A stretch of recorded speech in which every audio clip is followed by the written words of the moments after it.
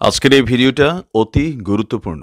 দেখা মাত্র প্রত্যেকটা বাংলাদেশী নাগরিক এটা ভিডিওটা শেয়ার করে দিবেন, কারণ আমি যে তথ্যগুলো দিচ্ছি। দর্শক দেখুন, জঙ্গি সন্দেহে ৮ জনকে গ্রেপ্তার করা হয়েছে। আসাম পুলিশ বিশেষ সূত্রে খবর পেয়ে একটা বিশেষ অভিযান চালাচ্ছে। তাতে এখনো পর্যন্ত এই ৮ জনকে গ্রেপ্তার করতে পেরেছে এবং এর মধ্যে আবার এই বাংলা থেকে ২ জন, মানে পশ্চিমবঙ্গ থেকে ২ জন। দেখুন সব নাম: মোহাম্মদ সাদ, মুজিবুর রহমান, মিনারুল শেখ। এই মিনারুল শেখ এই বাংলা থেকে গ্রেপ্তার। নূর ইসলাম মন্ডল, এনামুল হক, মোহাম্মদ আব্বাস আলী। এই মোহাম্মদ আব্বাস আলীও এই বাংলা থেকে গ্রেপ্তার। হামিদুল ইসলাম এবং আব্দুল করিম, এই ৮ জনকে এখনো পর্যন্ত গ্রেপ্তার করা গেছে এবং এখনো অভিযান চলছে। প্রিয় দর্শক, আমি শফিকুল ইসলাম এবং আপনারা দেখছেন আরামবাগ টিভি। আসাম পুলিশের কাছে একটা খবর ছিল যে বাংলাদেশে অবস্থিত জঙ্গি সংগঠন আনসারুল বাংলা টিম, যেটা কিনা আল কায়দার একটা শাখা সংগঠন এবং যার নেতা জসিমউদ্দিন রহমান জেলবন্দি ছিল, এখন ছাড়া পেয়েছে এবং পেয়েই একটা ভিডিও বার্তা ছেড়েছিল ভারতকে হুঁশিয়ারি দিয়ে। আমি দর্শক আজকেও সেই ভিডিও বার্তাটা আপনাদেরকে দেখাবো। তো যেটা বলা হচ্ছে যে ওই যে সংগঠন, জঙ্গি সংগঠন আনসারুল বাংলা টিম, তার নাকি সব মেম্বার ভারতের সব নাশকতার ছক কষছিল। তো এবং যেটা বলা হচ্ছে এদের যে টার্গেট, আমি শুনছিলাম পুলিশের তরফ থেকে একটা প্রেসমিট করা হয়েছে আজকে, যে এদের টার্গেট হচ্ছে, প্রথম যে টার্গেট সেটা হচ্ছে পশ্চিমবঙ্গের ওই যে উপরের দিকে যে শিলিগুড়ি যে জায়গাটা, সরু জায়গা, মানে যার মাধ্যমে নর্থ ইস্টের কানেকশন, খুব ছোট্ট সরু জায়গা, ওই ২০-২২ কিমি চওড়া, তার বেশি না, যেটাকে বলা হয় চিকেন নেক। চিকেন নেকের দেখতে তো ওই চিকেন নেক বলে বলা হয়ে থাকে। ওটা নাকি টার্গেট ছিল, মানে ওই জায়গাটা ছিন্ন করে দেওয়া, যাতে করে নর্থ ইস্টের সঙ্গে ভারতের সম্পর্ক ছিন্ন হয়ে যায়, আলাদা হয়ে যায়। ওটা নাকি টার্গেট ছিল, যেটা বলা হচ্ছে, পুলিশ এখনো পর্যন্ত জেরা করে যা বুঝতে পেরেছে। তো ওইসব নাকি ছিল। তো আরো সব টার্গেট ছিল অনেক কিছু, যেটা বলা হচ্ছে। তো সেই জন্য ধরা হয়েছে, এখনো জেরা চলছে। আরো কি সব উদ্দেশ্য বা কিভাবে কি কাজ করতে তারা চাইছিল সেটাও জানার ব্যাপার রয়েছে, এবং কত বড় টিম কাজ করছে সেটাও জানার ব্যাপার আছে। এবং আর একটা শুনছিলাম, যেটা পুলিশের তরফ থেকে বলা হয়েছে অ্যারেস্টের পরে, যে এরা নাকি সব লোকাল, মানে এলাকার সব ছেলেদেরকে এইসব কাজে লিপ্ত করার জন্য উৎসাহ দিত এবং তার বিনিময়ে অনেক কিছু দেওয়ারও সব কথা বলা হচ্ছিল। তো ওই আর কি একটা টিম, বড় নেটওয়ার্ক একটা তৈরি করার চেষ্টা হচ্ছিল, যাতে করে তাদের যে টার্গেট সেটা যাতে ফুলফিল হয়। তো সেই কাজ করার চেষ্টা হচ্ছিল, কিন্তু খবর এসে গেছিল আসাম পুলিশের কাছে। আর আসাম পুলিশের কাছে খবরটা এসেছিল বলেই হয়তো এত দ্রুত একটা অভিযান চালানো। বেঙ্গল পুলিশের কাছে খবরটা এলে হয়তো তারা নিজের থেকে কিছু করতো না, আদৌ কাউকে কিছু বলতো কে জানে। তো এখানে যে অভিযানটা চালানো হয়েছে বাংলাতে, সেখানে বেঙ্গল পুলিশের একটা সহযোগিতাও নেওয়া হচ্ছে, কিন্তু সেটা আসাম পুলিশ লিড নিয়ে এসছে। আসাম পুলিশ সূত্রে খবর পেয়ে এসছে, বেঙ্গল পুলিশের সহযোগিতা হয়তো নিয়েছে। এখন আমি দেখছিলাম বেঙ্গল পুলিশের লোকেরাও বলছে যে হ্যাঁ এরকম হয়েছিল, অমক তমক, বিরাট তারাও উদ্যোগী ভূমিকা দেখানোর চেষ্টা করছেন অফিসাররা। কিন্তু এখানে এসে এইভাবে ঢুকে থাকা আসাম পুলিশকে এসে খোঁজ টোজ করে করতে হচ্ছে কেন?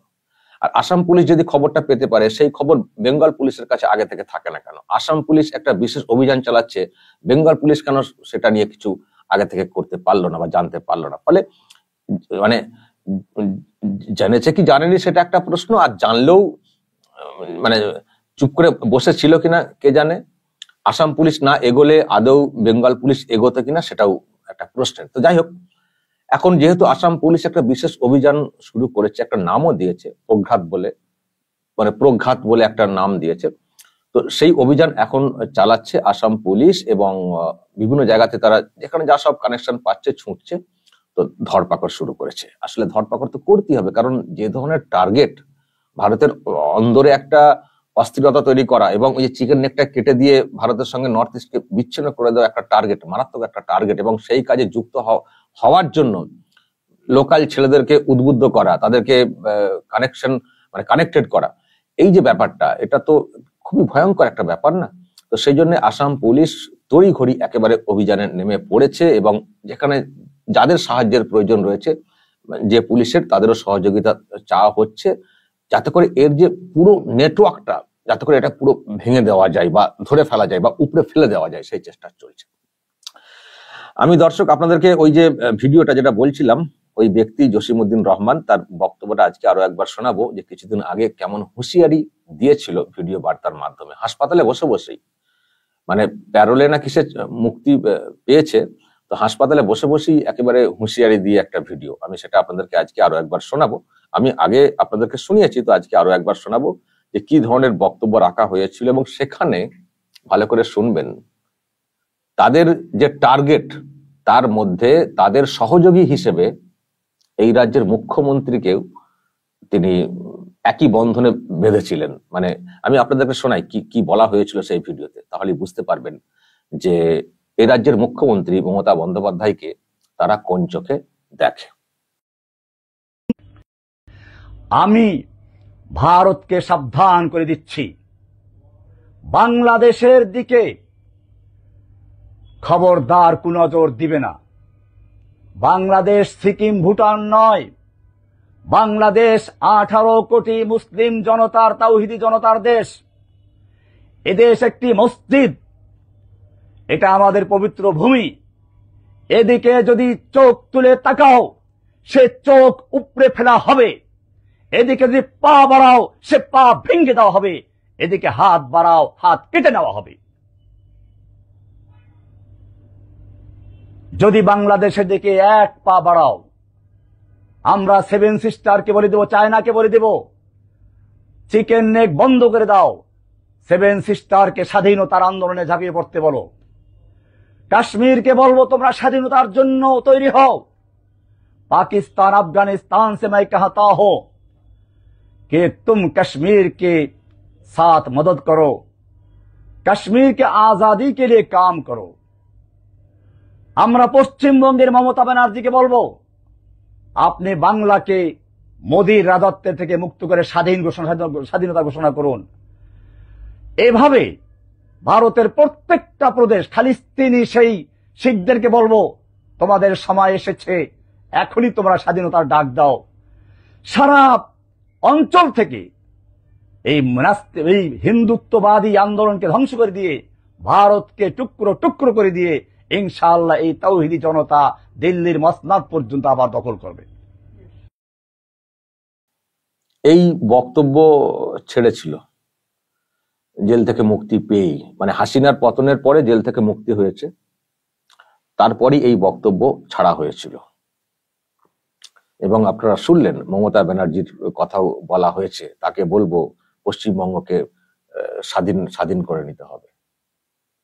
বুঝতে পারছেন ঠিক কাকে চিনতে পেরেছে, কাকে চিনতে পেরেছে এই জসিমউদ্দিন রহমান, যে তাদের সহযোগী হিসেবে বা ভারতের মানে দিল্লির বিরুদ্ধে যুদ্ধ ঘোষণা করতে পারেন এমন একজন, কাকে বেঁচেছে এই জসিমউদ্দিন, বুঝতে পারছেন দর্শক?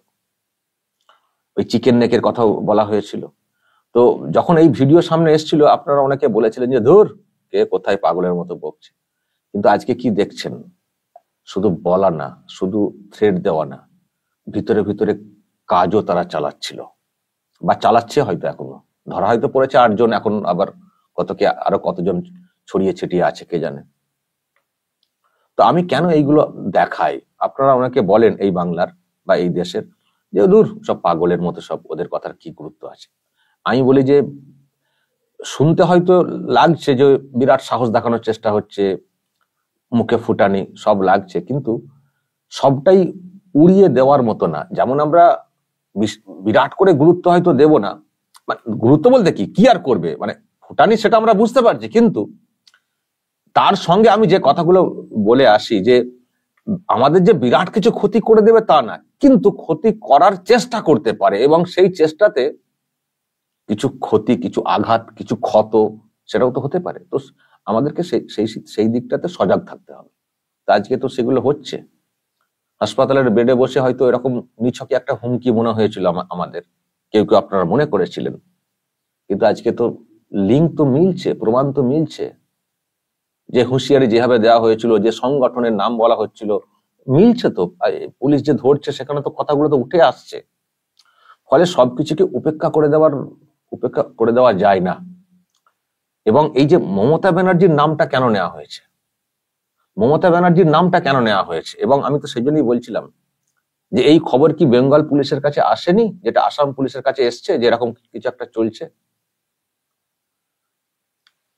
বা কি করে বলবো, দর্শক সবই তো বুঝতে পারছেন, বেঙ্গল পুলিশের কাছে এলেও কি বেঙ্গল পুলিশ কি এইভাবে উদ্যোগটা দেখাতো? কেন বা দেখায়নি, কেনই বা আসেনি পুলিশের কাছে? এত বড় একটা বর্ডার। এখানেই তো প্রশ্ন জাগে যে আদৌ কি আসেনি, নাকি এসেও চুপ করে মানে বসে থাকা হয়েছিল? কারণ এর মুখে তো মমতা ব্যানার্জির নাম শুনতে পাচ্ছি। ফলে দর্শক এই সবই প্রশ্ন, কিন্তু আমরা চাই দেরিতে হলেও বেঙ্গল পুলিশ যখন সহযোগিতার হাত বাড়াচ্ছে এখন ধরপাকড়ের ক্ষেত্রে, এটা করুক। দেশের ক্ষতি করতে পারে কোনো লোক, কোনো সংগঠন, কোনো সেল, এটাকে কখনো দেওয়া যায় না, এটাকে বরদাস্ত করা যায় না। সকলের সহযোগিতার প্রয়োজন রয়েছে। আর বাংলার বর্ডার খুবই গুরুত্বপূর্ণ বর্ডার, আপনারা জানেন। 72টা জায়গাতে কাঁটা তার নেই, শুধুমাত্র চোখের নজরদারিতে রাখতে হয়। তো সেখানে লোকাল মানুষের যোগাযোগ এবং সহযোগিতা এটা খুব প্রয়োজন। বর্ডার সিকিউরিটি ফোর্সকে যেটা খবর দিতে পারবেন যেখান থেকে লোকজন ঢুকছে, এবং সেখানে অবশ্যই শাসকের সদিচ্ছার প্রয়োজন রয়েছে, কারণ শাসকের মদতে ওইসব এলাকার লোকজনেরা মেন যে চোরাচালান নেটওয়ার্ক সেটা করে থাকে বলে বলা হয়। লোক ঢোকানো, তার বিনিময়ে পয়সা, এগুলোকে বন্ধ করতে হবে। কারণ দেশ যখন নিরাপত্তাহীনতায় ভুগবে বা দেশের নিরাপত্তা যখন হুমকির মুখে পড়বে, তখন সকলের একসঙ্গে কাজ করা উচিত। কোথাও কোনো গাফিলতি বা এটা ওর দায়িত্ব, তার দায়িত্ব, কেন্দ্রের দায়িত্ব, আমার না, এইসব বলা উচিত না।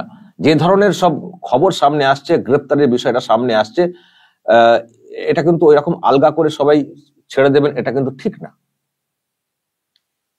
ঠিক না। আজকে আমাদের মনে প্রশ্ন জাগে যে ওই ব্যক্তির মুখে মমতা ব্যানার্জির নামটা কেন আসবে? কেন মমতা ব্যানার্জির প্রতি তার এত আস্থা, এই সংগঠনের কেন এত আস্থা? প্রশ্ন তো জাগে মনে। কেন জাগবে আমাদের মনে সেই প্রশ্ন? তার উত্তর মমতা ব্যানার্জিকেও দিতে হবে।